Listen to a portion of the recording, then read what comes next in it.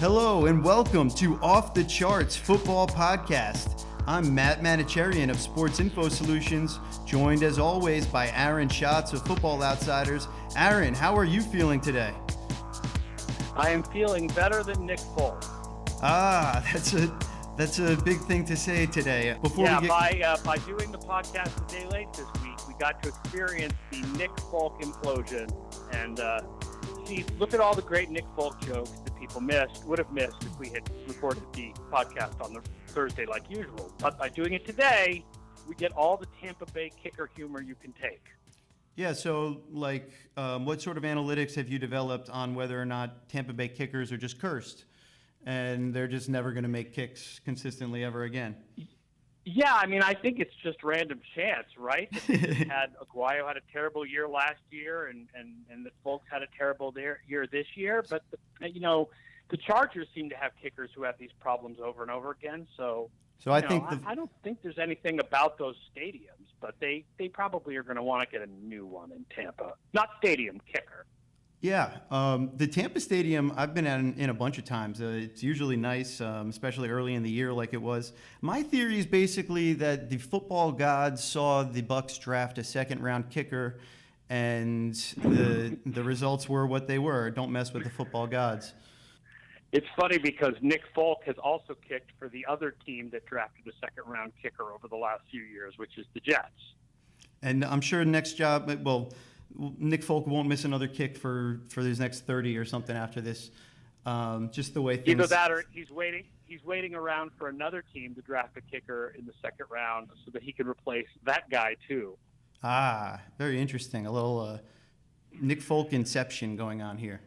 Anyway, without further ado, we'll remind everybody that charting data is for sale on footballoutsiders.com. You can get all of the stats that we collect here at Sports Info Solutions, the stats that go into your favorite Football Outsider statistics like DVOA.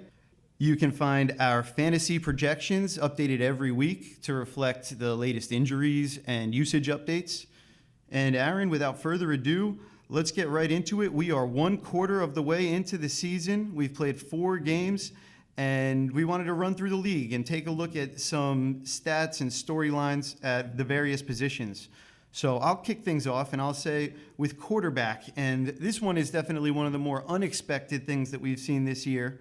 I know you hate quarterback rating, but forgive me for a moment.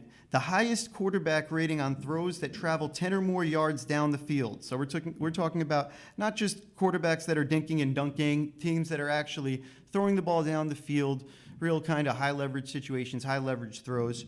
The highest quarterback rating on throws traveling 10 yards or more down the field, Alex Smith, just like everybody expected.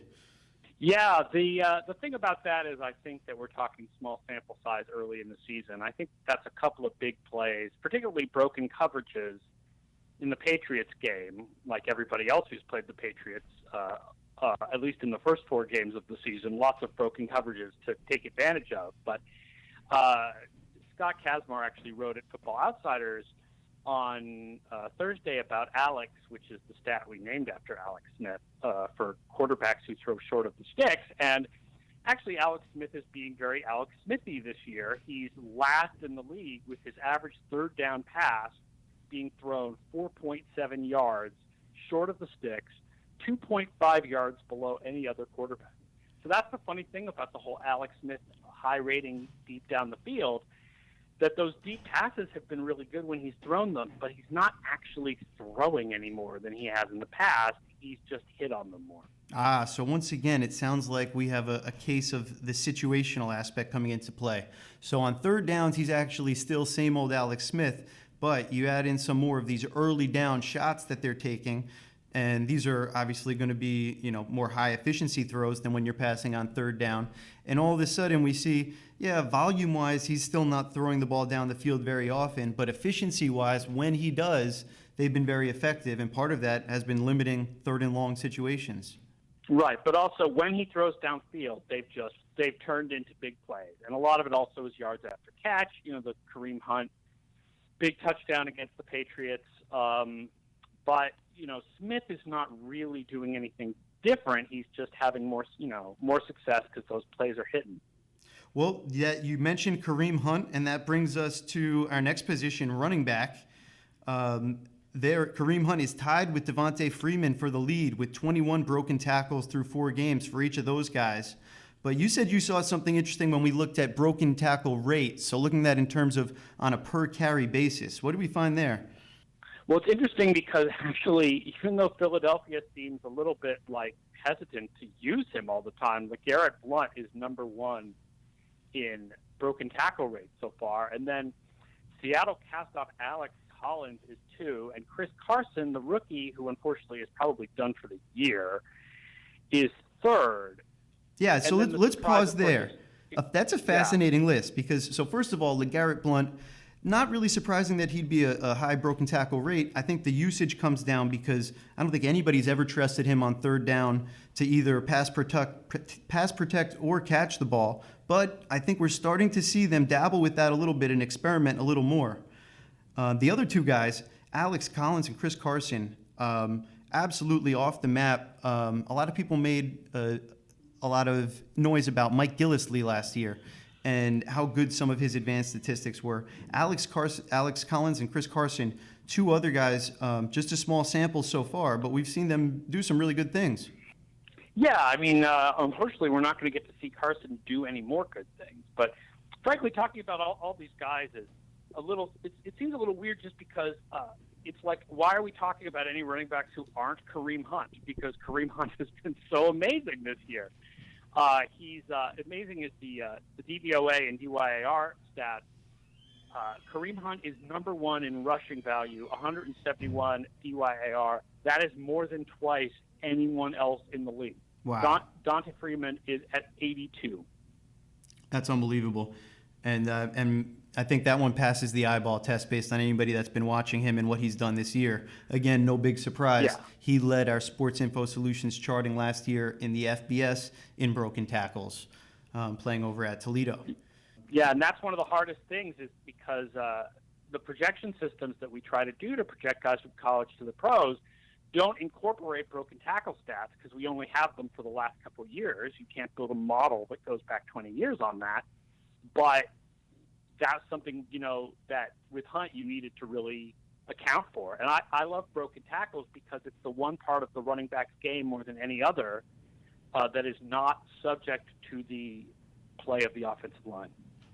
Yes.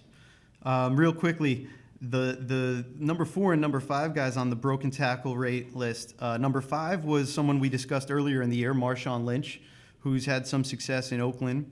But number 4 was super interesting. Deshaun Watson, a quarterback who was not a week 1 starter, is also in our top 5 for broken tackle rate. Now, he runs around enough that he qualified for the list, but that's certainly a new one for me, seeing a quarterback up there that high. Yeah, and I'm thinking we're talking here about broken tackle rate only on scrambles and runs, not the sacks that he's avoided, but he's got a ton of those too. Yeah. He's bringing something, obviously, a really different dimension to their offense. Moving forward, we wanted to look at receivers, but instead of breaking down just to say who was our receiver of the first quarter of the season, we wanted to look at it in terms of versus man and versus zone. So where do you want to start, Aaron? Well, why don't you tell me who's the best receiver in each category? So the 2 guys that come up on the top of each list are DeAndre Hopkins and Antonio Brown.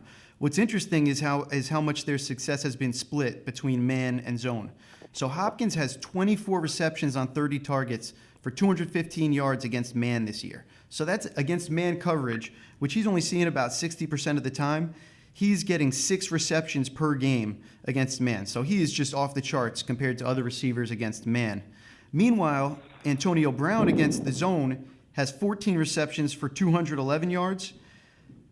That goes to show you something about the way Antonio Brown is having to run his routes and find soft spots in zone and the types of defenses that the Steelers secondary is facing, whereas DeAndre Hopkins has really been just targeted as ad nauseum, and teams are playing a lot of one high against the Texans. Well, again, I mean, the thing about that is with Will Fuller injured for the start of the season, who else were the Texans going to be throwing to? The tight ends, I guess, but I mean, that offense is really, really goes through DeAndre Hopkins all the time. And it's kind of remarkable that he does so well, given that defenses know the ball's going to him so often. Right, to maintain that completion percentage with such high volume really shows you that he's been something else this year. All right, let's flip it over to the defensive side. One guy I was looking at that I think, as far as the corners go, is having a top-notch season so far is a guy that we don't talk about a whole ton. I remember when the Ravens drafted him while I was in New Orleans, Jimmy Smith. Jimmy Smith has 125 pass snaps so far this year, and he's been targeted 16 times. That's a pretty average target rate, but he's only given up 6 completions for 66 yards. So we're talking 4.1 yards per attempt when you target Jimmy Smith, with 1 interception, 3 passes defensed, and just 6 completions. The guy I think has been really remarkable so far this season is Jalen Ramsey from Jacksonville, in only his second year. I believe he leads the charting with only 2.7 yards allowed per pass. He's near the top in success rate, 71% success rate. On the catches he's only allowed less than a yard after catch average. So it's a phenomenal season for him so far. Yeah, he's been really great, and I think the Jacksonville pass defense and pass rush defense certainly, and pass rush hasn't let down. It's been the run defense where they've had a little bit more of their issues when they've come up. Yeah, it's interesting because pass rush feeds secondary and vice versa. Sometimes it can be hard to tell if they both have really good stats, which one's coming from which.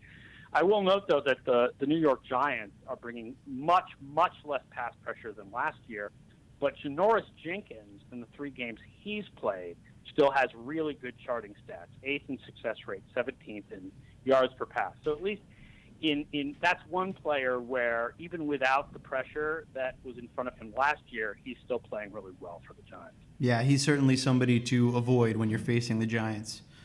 Let's move forward, though. You just mentioned pass rush, and let's talk a little bit more about that. I think we were both in agreement about our pass rusher over the best pass rusher in the league over the first quarter of the season. Who did you have there, Aaron? That's DeMarcus Lawrence, no question about it. I mean, he's got 8 sacks to lead the league. He's tied for the league lead in defeats with 12 with Ryan Shazier of Pittsburgh. That's our stat that combines tackles for loss, turnovers, and tackles or PDs that prevent conversion on 3rd or 4th down. He has 26 pass pressures, which is just a ton for this early in the season. I mean, there are top pass rushers who will end the season with that amount. I mean, it's just ridiculous. Yeah, it's really unbelievable. To put it into context, he's the only player with over 100 pass snaps that has a pressure rate above 17%, and he's up at 21.5%. So DeMarcus Lawrence, even though you could say some of his sacks have come as unblocked production and just been a product of the system there a little bit, the pressure rate is something you can't make up, and he is straight out an outlier. Yeah, and it's not like anybody else on the Dallas pass rush is really scary. So if you can scheme to get him unblocked, I think that's a failure of imagination for offensive coordinators. Absolutely. Let's move forward and look at tacklers. So who are the guys that are making a difference, bringing the ball carrier down in the backfield? So one guy I wanted to look at from the safety position was Tyvon Branch, because Tyvon Branch of the Arizona Cardinals has been off the charts compared to any other defensive back in his tackling. He has the most tackles of any player who has not missed a tackle. So that's including all positions. He's got 38 tackles and no misses, which is really outrageous. Guys tend to miss a lot more tackles than you'd realize. He also has 2 tackles for loss, and he leads all defensive backs with 24 tackles short of a first down. So that's similar to your stat that you use, but that's simply just saying, did you tackle the guy ahead of a first down, or was he already across the first down marker? Right, and obviously, I mean, the one thing about a stat like that is that it doesn't look at the context of the down and distance. An 8-yard, you're tackling the guy after an 8-yard gain on 1st and 10 is probably not as much of a success as tackling after a 2-yard gain on a 3rd and 3. But it's still good to stop guys, just like it's good to stop guys behind the line of scrimmage or before they convert. It's also good to stop guys before they get into the secondary and start running for 40 yards. Absolutely. And those tackles that come, the kind of empty production, the tackles that come after the big gains, those are the ones that not all tackles are created equal. So it's interesting to look at. What about linebackers? Who's been the top run-stopping linebacker this year? Well, Zach Brown, again, last year I think was surprisingly high in feats, and this year Zach Brown has 42 tackles, 3 tackles for a loss. There's 29 tackles short of a first down, which is tied for second in the league among linebackers. Demario Davis is ahead of him, but again, I mean, Demario Davis for the Jets, a lot of that is stuff that's probably getting nice gains on first down, just not 10 yards on first down. Zach Brown also has only 1 missed tackle so far for a broken tackle rate of 2.3%, which is really low. Yeah, whenever you have more tackles for loss than missed tackles, you're probably doing a pretty good job. Okay, well, let's get up front. One guy that's obviously leading in the tackle for loss statistic this year is Grady Jarrett of the Falcons.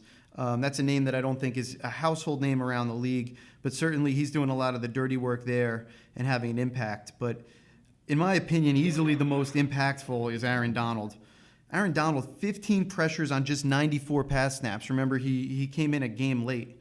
So he is really off the charts in terms of looking at any position, the type of pressure that he's creating, including defensive ends and outside linebackers. And he's doing that as a defensive tackle.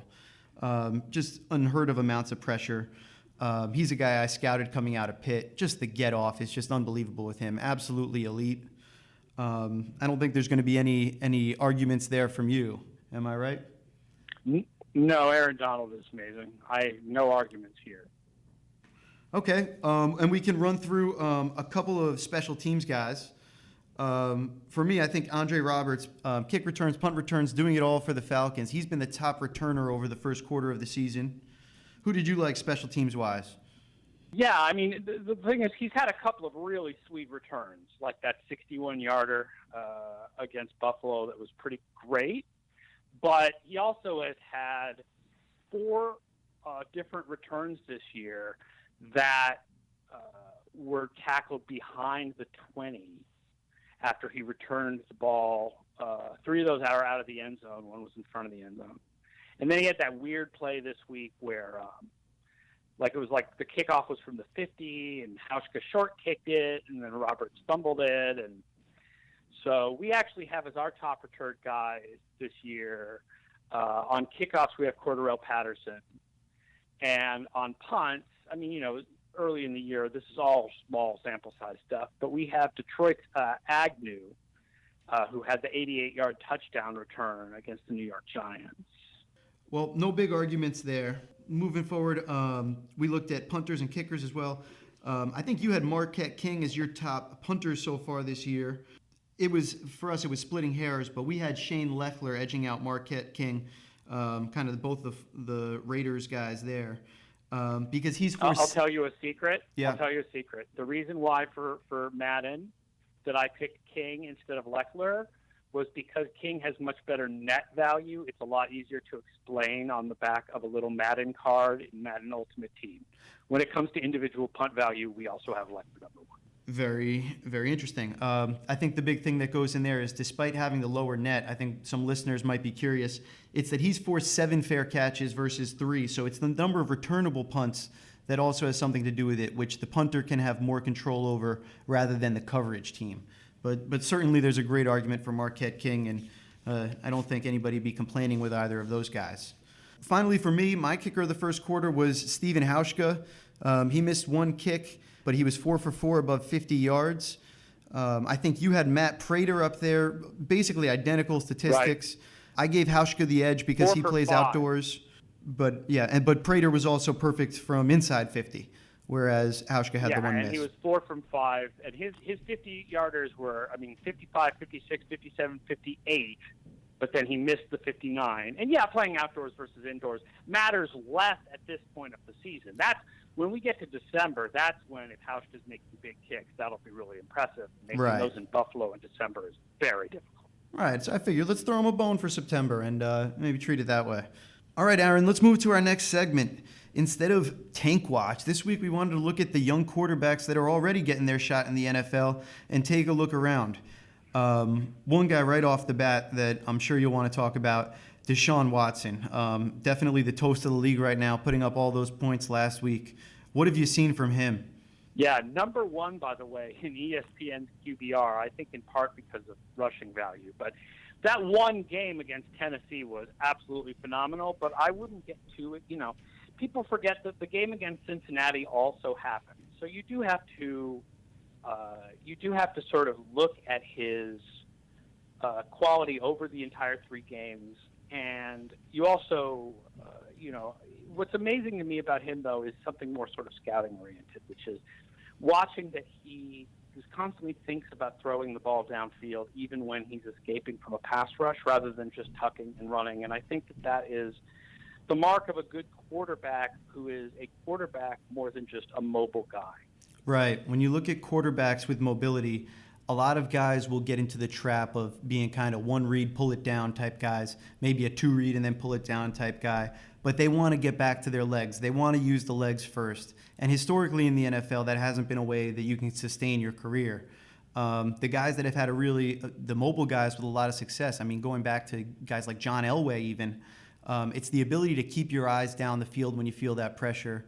You can even compare it to a Brady or a Marino, who not even mobile guys, but within the pocket, their ability to move, to slide, and to keep their eyes down the field.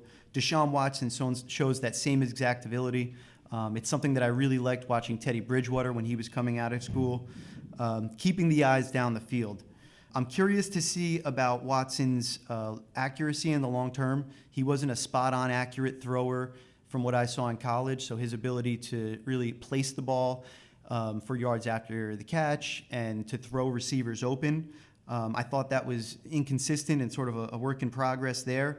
But in terms of all the leadership stuff and the intangibles and what it takes to keep your eyes down the field in the face of the rush and while you're scrambling, and to have that Donovan McNabb instinct to not just want to run around to get out there and realize that once you're outside the pocket, you're putting more pressure on the defense by keeping the threat to throw.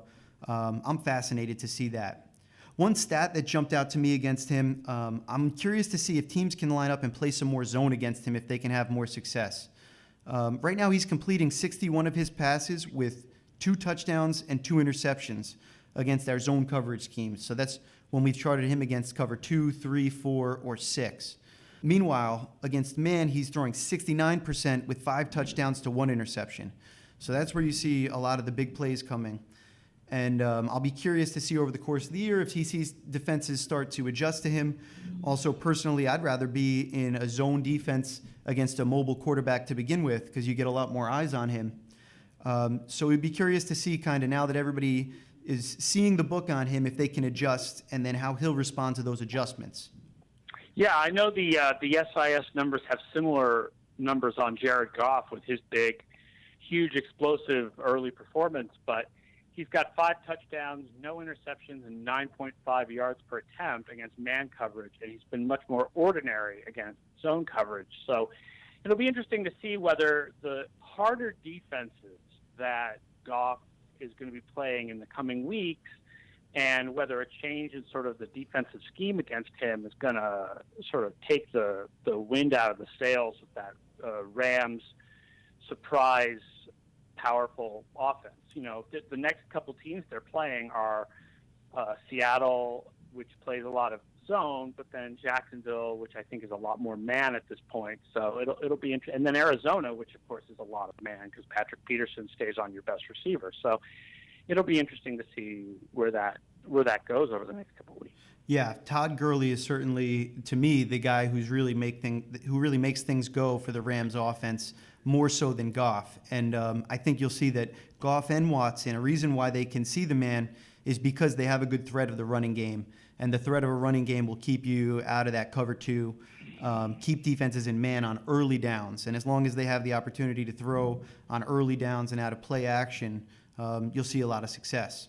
One guy who hasn't played his first game yet, but we're excited to see this week, is Mitchell Trubisky. Mitchell Trubisky is an interesting guy for me because we started to break down his passing chart. And at UNC, he did not do his best work outside the numbers, so throwing to the outside left and outside right. He was under 60% on those throws, and he had 3 of his 6 interceptions last year. He did better work over the middle, in between the hashes, the wide college hashes, completing over 69%, but that's where he also had his other 3 interceptions. Where Mitchell Trubisky had his most success in his last college season was down both seams. So on throws between the hash and the numbers, and at least 5 yards down the field, he was 61 for 82 for 986 yards, 7 touchdowns, and no interceptions. That's 12 yards per attempt and an 142.6 rating. So I'm very curious to see if they're going to target getting Mitchell Trubisky down the seams early, and to see if that's where they can sort of focus their offensive attack when they do pass the ball, and if they can get that same usage out of him. Because it really jumps out the difference that he had throwing over that area of the field where he had no interceptions compared to really pedestrian numbers outside the numbers. Well, Zach Miller, come on down. You're the next contestant on the seam route is right. Also looking forward, we have our most important game of the week coming up. Aaron, what is the most important game of the week this week in terms of playoff odds? Oh, by far. It's not even close. It is Seattle at the Los Angeles Rams. Probably did not expect this to be a big one on the schedule when the season started. The Rams' playoff odds are 81% if they win and 52% if they lose. And Seattle's playoff odds are 66% with a win, but if they lose, they drop down to 34%, because if Seattle loses, they will be 2-3. They will be 2 games behind the Rams with a head-to-head loss. It's not a good thing. So they need to win this, and they need to win it on the road. So one thing that I was looking at over on the Football Outsiders DVOA rankings was, if you look at this in terms of DVOA, it's the number 3 team against the number 15 team, which probably seems about right. The Rams have been really good this year, and the Seahawks have been pretty average. But when we look at it in terms of Dave, we have the number 3 against number 4 team matchup. This would easily be the Saturday night flex game if it was college football, or and Sunday night later in the season for that matter. What's going on there that makes it the separation in DVOA versus Dave? Well, it's just about expectations before the season, right? I mean, Seattle was expected to be among the 2 or 3 best teams in the NFC. The Rams, even by our projections, which had them higher than other people, were not expected to be that good. So with the Dave ratings and we incorporate the preseason forecast, we are filtering in the expectations for what Seattle was going to be, primarily on defense, where Seattle's defense so far this year is only 14th in the league. And, of course, we would have expected before the season that the Seahawks would be better than that. Well, the split is kind of remarkable. Speaking of Todd Gurley taking over games, Seattle is 10th against the pass and 30th against the run. So it could be scary this week if Gurley can get going. Yeah, no, it's interesting. The other side, same thing with the Rams defense. Rams defense has also been better against the pass. The Rams defense has been 11th versus the pass, and 24th against the run. The Seattle offense, 15th passing, 9th running, but of course the best runner so far is Chris Carson, and Chris Carson is not healthy anymore. So we'll have to see what Seattle's going to do. Part of the problem for Seattle this year is the passing game has been really down. Usually we see their receivers really high, especially Doug Baldwin, but among receivers this year so far in receiving DVOA rating, Lockett is 30th, Baldwin 37th, and Richardson 47th, which is a lot lower than you usually see. And Jimmy Graham is near the bottom of the tight end, only has a 58% catch rate this year. The Rams are 26th against tight ends so far this year. So if this was a game, if there was ever a game for Graham to wake up out of his early season coma, this would be it. Okay, wake up Jimmy Graham. You heard it here first. With that, we will sign off for this week, and we will remind you that charting data and projections are for sale on footballoutsiders.com.